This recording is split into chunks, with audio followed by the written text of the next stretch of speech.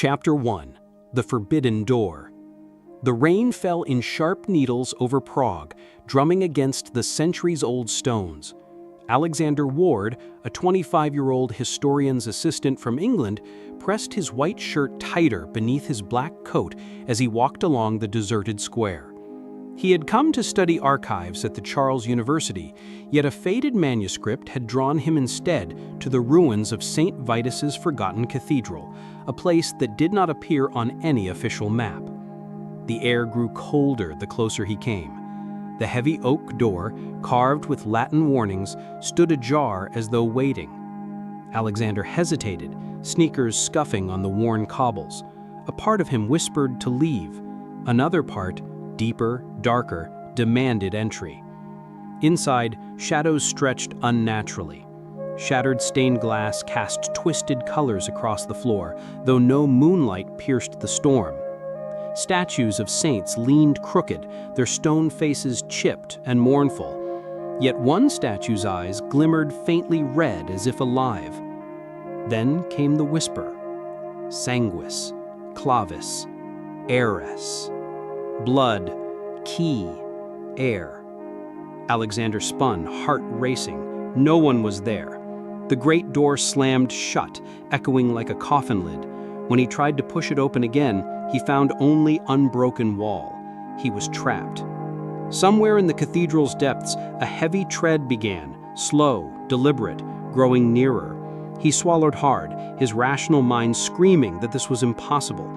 Yet the whispers curled around his ears, colder than the wind outside. He stepped forward, into the dark, unaware that his life had already ended and something else had begun. Chapter 2. The Stranger in the Crypt. The cathedral silence was suffocating. As Alexander descended a spiral stair into the crypt, the air thickened with mildew and rot. There, among the tombs, he found not solitude, but a figure. The man was tall, dressed in a black cassock with a rosary of iron beads. His gaunt face was pale as parchment, and his eyes glittered with feverish intensity. "I expected you," the man said. His voice echoed too loud for the chamber. "You are Alexander Ward, the one chosen by the cathedral." "Who are you?" Alexander asked, fists clenched. The man bowed slightly. "Father Gabriel Lutz, once a priest, now a prisoner of this place, like you will be."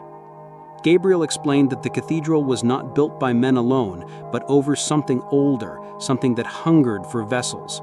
The whispers were not mere sounds, but summons. Each century one heir was drawn into its labyrinth. Alexander's disbelief faltered when one of the coffins rattled violently. Nails bent outward as skeletal fingers clawed from within. He stumbled back, terror striking deeper than reason. Gabriel raised his rosary, chanting in Latin. The corpse withdrew, but the whispering grew louder, as though mocking him. "You must choose," Gabriel said grimly, "to resist or to serve. Few resist long." Chapter 3. The Scholar's Warning. In the crypt's adjoining library, Alexander discovered another figure. A woman bent over a candlelit desk. Ink stained her fingers, manuscripts scattered around her. She looked up sharply when he entered. "Stay back," she warned, clutching a silver dagger. "Not all who walk here are alive." Her name was Elena Markovich, a Czech scholar who had dedicated her life to unraveling the cathedral's mysteries. Her great-grandfather had vanished here decades ago, and she believed the cathedral had claimed him. She regarded Alexander with suspicion, but when he recited fragments of the manuscript that had led him here, her eyes widened. "So it has chosen you too," she murmured. Elena explained that the cathedral was built over a pagan site, a place where worshippers once summoned the Watcher, a being that sees all, remembers all, and devours identity itself. Each chosen heir was meant to be absorbed, becoming its eyes in the mortal world. Alexander trembled, yet some part of him felt a sick recognition, as if the whispers inside him already knew this truth. Chapter 4. The Bells at Midnight. At midnight, the cathedral's bells tolled, though none had hung for centuries. Their sound was not metallic, but like bones striking together. With each toll, the walls bled shadow, forming corridors where none had been. Elena clutched Alexander's arm. "This is the shifting! The cathedral is alive!" The pair ran through twisting passages, chased by unseen footsteps. Statues leaned to watch them, mouths opening in silent screams. Doors appeared where there had been walls, leading them deeper into impossible architecture. At last they stumbled into a chamber where hundreds of candles burned without flame. At its center stood a mirror taller than any man, its surface black and rippling. The whispers urged Alexander closer. In the reflection, he saw not himself, but a version of him with hollow eyes and a grin too wide. He staggered back. The mirror pulsed like a heart. Chapter 5. The Masked Procession. The following night, Alexander awoke to chanting. From a balcony, he and Elena watched a procession of masked figures march through the nave, dozens, perhaps hundreds, clad in robes of ash gray. Each mask was carved from bone. At their head walked Father Gabriel, his face obscured now by a skull-shaped mask. Elena gasped, "He has joined them!" The congregation carried black candles, though no flame flickered. They circled the mirror, raising their voices in a hymn that rattled the stones. The mirror's surface quivered. From within, a skeletal hand pressed outward. Alexander felt the whispers roar like a storm inside his skull. "Come closer. We are you. You are us." Chapter 6. The Blood Key. Elena revealed a desperate plan. Legend spoke of a relic hidden beneath the altar, the Blood Key, a dagger forged to sever the bond between vessel and cathedral. If Alexander wielded it, he might sever himself from the Watcher's grasp. They navigated the labyrinth again, hunted by faceless statues that dragged themselves from niches. One seized Elena's wrist, leaving burns like frostbite. She cried out, but pressed on. At the altar, they unearthed a small iron chest. Inside lay the dagger, its blade black, etched with veins that glowed faintly red. The whispers hissed in fury. Candles extinguished, and the ground shook. Alexander gripped the dagger, and for the first time, the whispers went silent. Chapter 7. Betrayal in the Nave. With the dagger, Alexander confronted Father Gabriel. The priest's mask cracked, revealing eyes burning with unnatural fire. "You cannot win," Gabriel snarled. "The cathedral does not take prisoners, it takes heirs." Gabriel lunged with inhuman strength. Their struggle shook the nave. Statues shattered, pews splintered. At last, Alexander drove the dagger into Gabriel's chest. Instead of blood, shadows spilled forth, consuming the priest. But as Gabriel dissolved, his last words chilled Alexander. "Strike true, and you only hasten your fate. The Watcher waits within you." Chapter 8. Revelation of the Watcher.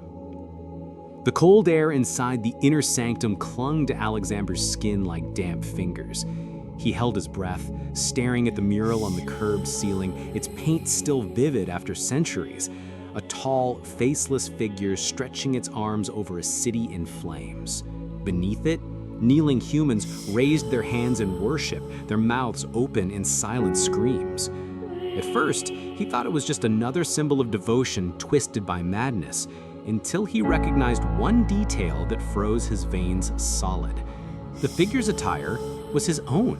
A white shirt, black slacks, simple sneakers. Every brushstroke captured what he had been wearing since the night he stepped into the cathedral. The faceless figure was him, or at least the version of him the cult expected to emerge. His pulse thundered. No, that can't be me. Denial, the librarian whispered from the shadows, his smile stretched unnaturally wide. The old books he had been deciphering for weeks lay open on the altar. Alexander's eyes darted across the Latin text. The words hit him like a blade to the gut. The Watcher is not born, he is chosen. A vessel marked by the cathedral itself.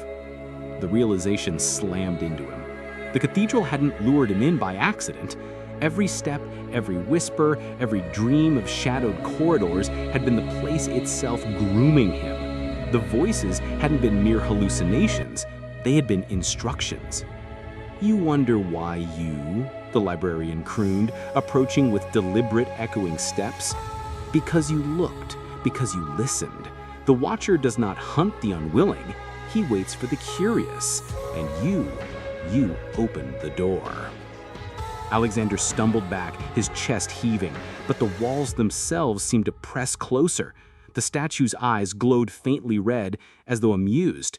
He tried to scream, but the cathedral swallowed his voice. The stone under his feet vibrated with a steady rhythm, like a heartbeat. No, not the cathedral's, his own. The text on the page shifted before his eyes, letters bleeding into new words. You are already his shadow. Flashes of memory struck him. Every corridor he had walked in darkness, every cold shiver that had brushed his skin, every dream of unseen eyes staring through him.